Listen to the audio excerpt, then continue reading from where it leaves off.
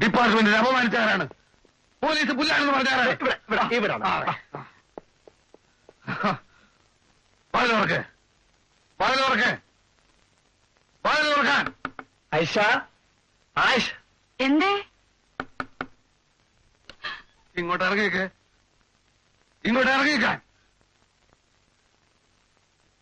നിങ്ങളാണോ പോലീസ് പുല്ലാണെന്ന് പറഞ്ഞത്? നിങ്ങളാണോ പോലീസ് പുല്ലാണെന്ന് പറഞ്ഞത്?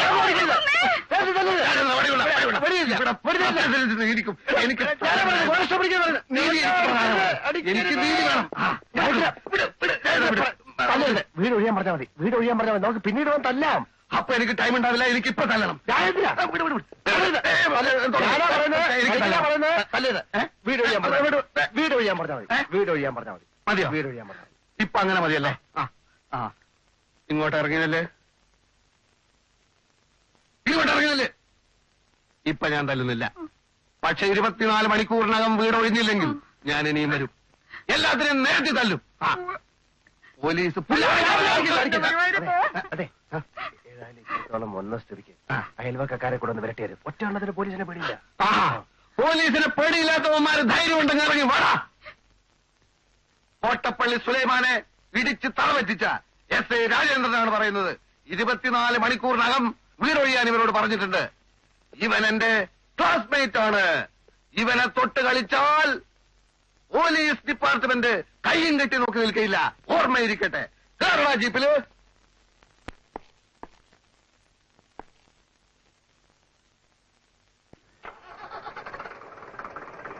എല്ലാവന്മാരെയും അടുത്ത പ്രാവശ്യം വീണ്ടും ഞാൻ പാഠം പഠിപ്പിക്കും. തല്ലെനിക്ക് പുത്തരിയല്ല, എല്ലാറ്റിനെയും തല്ലും.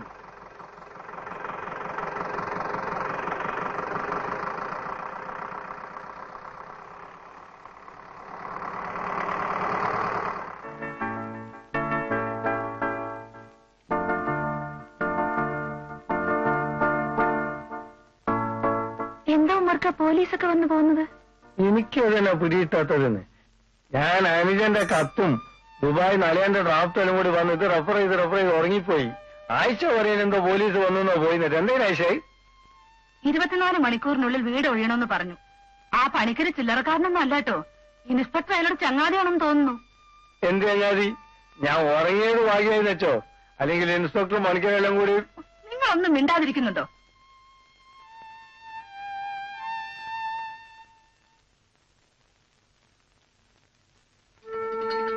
ഇൻസ്പെക്ടർ ഒന്ന് കാണണമായിരുന്നു.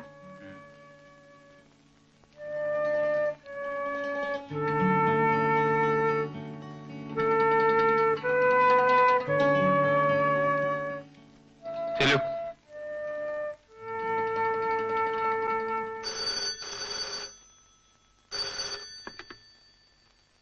Yes, inspector Rajendran here. അതെ, ശരിയാണ്. തല്ലിയതും ശരിയാണ്. കുറ്റവാളികളെ കെട്ടിപ്പിടിച്ച് ഒരു ഉമ്മ കൊടുക്കാൻ ഇൻസ്പെക്ടർ രാജേന്ദ്രൻ ശീലിച്ചിട്ടില്ല. അതെ, നിങ്ങൾ ഭരണകക്ഷിയോ പ്രതിപക്ഷമോ എന്നുള്ളതല്ല ഇവിടുത്തെ പ്രശ്നം. പ്രതി കുറ്റം ചെയ്തിട്ടുണ്ടോ എന്നുള്ളതാണ്. അതെ, എനിക്ക് ഭയമില്ല. സത്യത്തിന് വേണ്ടിയാണ് ഞാൻ നിലകൊള്ളുന്നത്. നീതി നടപ്പാക്കാൻ വേണ്ടിയാണ് ഞാൻ ഈ കാക്കി കുപ്പായ വിട്ടത്. ഇല്ല, ഒരു വിട്ടുവീഴ്ചയുമില്ല. യെസ്, ഇരിക്കൂ. എന്താണ്? അവിവേകമാണെങ്കിൽ പൊറുക്കണം. ഇല്ല, അവിവേകം പൊറുക്കുകയില്ല.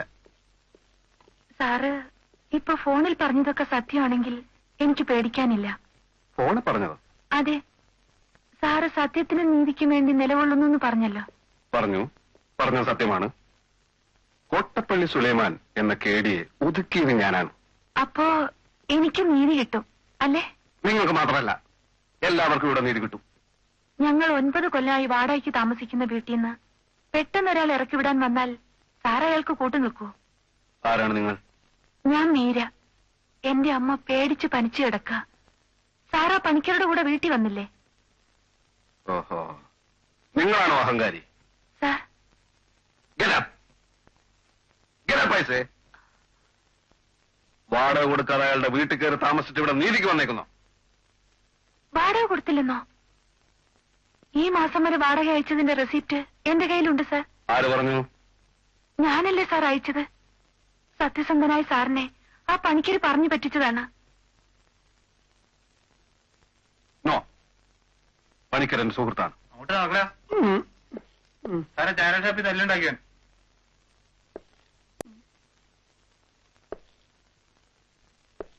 ഓഹോ, ഇവനാണോ? അയ്യോ, ഞാനല്ല സാറ്. ആ. അയ്യോ,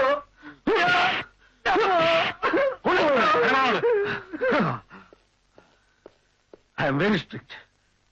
I am very strict. അപ്പോ വാടക കൊടുത്തു എന്ന് പറയുന്നത് സത്യമാണോ? സാർ? വാടക കൊടുത്തു എന്ന് പറയുന്നത് സത്യമാണോന്ന്? അതെ സാർ, റെസിപ്റ്റ് ഉണ്ട്. അത് മാത്രമല്ല, നിങ്ങളുടെ പേരിലുള്ള ആരോപണം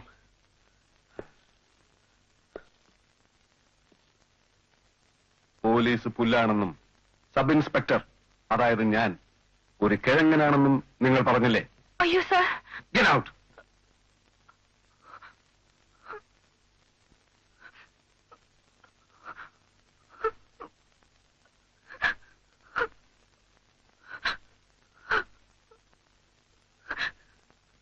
എന്തിനാണ് സാർ സാറ് കിഴങ്ങനാണെന്ന് ഞാൻ പറയുന്നത്? സാറിനെ പറ്റി ഞാൻ എത്ര കേട്ടിരിക്കുന്നു. ആർക്കെങ്കിലും സാറിനെ പറ്റി അങ്ങനെ പറയാൻ പറ്റൂ?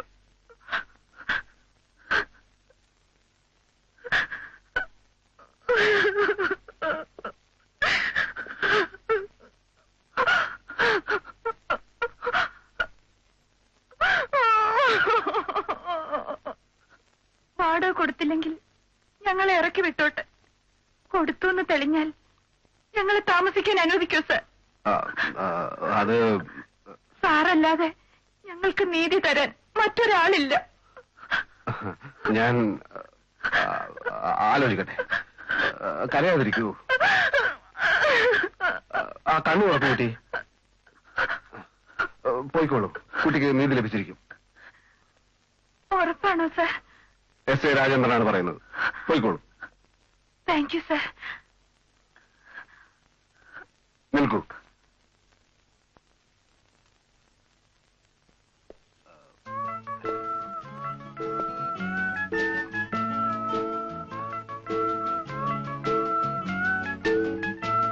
പോയിക്കോളൂ.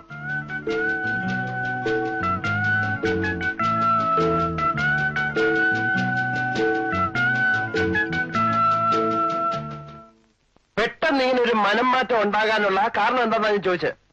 അവര് വാടക തരാറില്ലെന്ന് നീ നുണ പറഞ്ഞതല്ലേ? എന്നാര് പറഞ്ഞു? ഞാൻ പോലീസിനെ വിട്ട് അന്വേഷിപ്പിച്ചു. പോലീസിനെ വിട്ട് അന്വേഷിപ്പിക്കാൻ ഞാൻ പറഞ്ഞോ? ഇല്ലല്ലോ. നീ പറഞ്ഞതുപോലെ ചെയ്യാൻ പോലീസുകാരായിരുന്നു നിന്റെ കൂലിക്കാരോ? പോലീസുകാരെ അവരെ അധിക്ഷേപിച്ചോ? ഞാൻ വിശ്വസിക്കുന്നില്ല. ആഹാ, ആ, നിനക്ക് അവര് കൈക്കൂലി തന്നു അല്ലേ? ഗോപാലകൃഷ്ണ, കൈക്കൂലി എന്ന വാക്ക് തന്നെ എനിക്ക് അലർജിയാണ്. എന്തിനാ നിർത്തിയത്? തല്ലടാ, തല്ലടാ, ഒരു പ്രാണ സുഹൃത്തിന്റെ മോന്തികൾ തല്ലടാ. സ്നേഹത്തെക്കാൾ വലുതാടാ എനിക്ക് സത്യവും നീതിയും. ഒന്നോ കേട്ടോ ഗോപാലകൃഷ്ണ,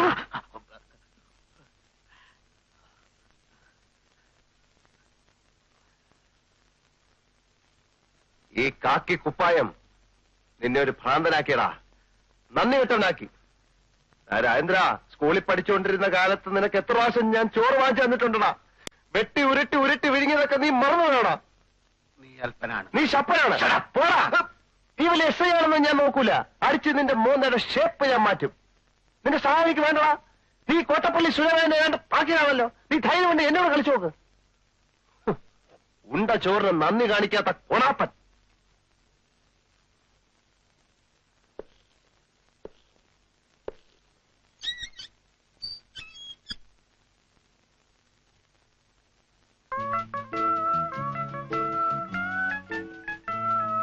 മീര, നല്ല പേര്.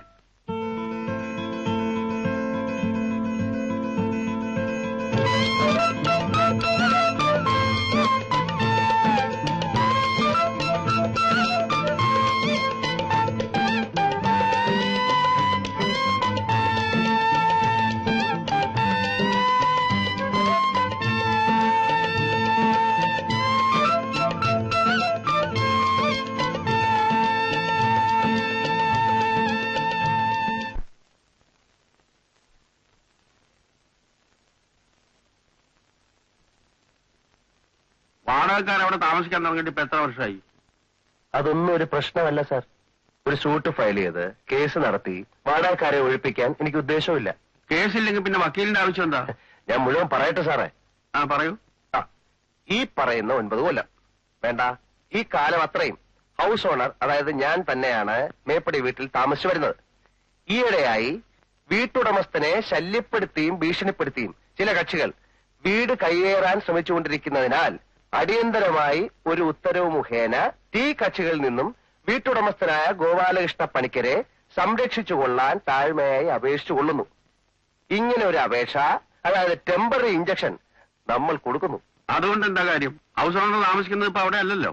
ഹൗസ് ഓണർ അവിടേക്ക് താമസം മാറ്റാൻ പോവുകയാണല്ലോ. അത് വാടകക്കാര് സമ്മതിക്കണ്ടേ? അത് ഞാൻ നോക്കിക്കോളാം. ഇത്രയൊക്കെ അറിയാവുന്ന എനിക്ക് പിന്നെ ഒരു വക്കീലിന്റെ ആവശ്യമൊന്നുമില്ല.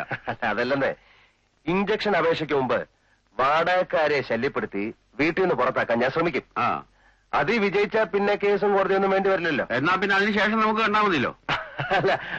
അല്ല വക്കീലേ, അതിലൊരു പ്രശ്നമുണ്ട്. അതിക്രമിച്ചു കിടന്നവൻ ഞാനാണെന്നും പറഞ്ഞ് അവർ പോലീസിൽ കംപ്ലൈന്റ് ചെയ്താൽ പോലീസിന് വേണമെങ്കിൽ എന്നെ ലോക്കപ്പിലാക്കാം. ആ സമയം വക്കീൽ വന്ന് ജാമ്യത്തിലൊന്ന് ഇറക്കി തന്നാ മതി. ആ അമ്പാടാ മിടുക്ക, തന്നെ പോലുള്ള ഒരാളെ തൊടാൻ പോലീസിനും ധൈര്യം ഉണ്ടായിന്ന് വരില്ല. 9 കൊല്ലമായിട്ട് അവിടെ താമസിക്കുകയാണെന്നുള്ളതിന് അവരുടെ ഈ തെളിവില്ലേ? എന്ത് തെളിവ്? വാടക മണി ഓർഡറായി അയച്ചതിന്റെ രസീത് കാണുമല്ലോ. ആ രസീത് അവരുടെ കയ്യിലിരിക്കത്തേ ഉള്ളൂ. അത് വാടക തന്നതല്ല, അവരെന്നോട് കടം വാങ്ങിച്ച കാശാണെന്ന് ഞാൻ കോടതി പറയും. എണീക്കടോ, എണീക്കടോ, എണീക്കാൻ. തന്നെ പോലുള്ളവരെ പ്രോത്സാഹിപ്പിച്ചാലേ വക്കീലന്മാരുടെ കഞ്ഞൂടി മുട്ടും. അല്ല വക്കീലെ, എനിക്ക് വക്കീലിന്റെ സഹായം ആവശ്യമായി വരും. ചേംബറിൽ മൂവ് ചെയ്ത് കമ്മീഷൻ എടുപ്പിക്കേണ്ടി വന്നാൽ എനിക്ക് വക്കീലിന്റെ സഹായം വേണം.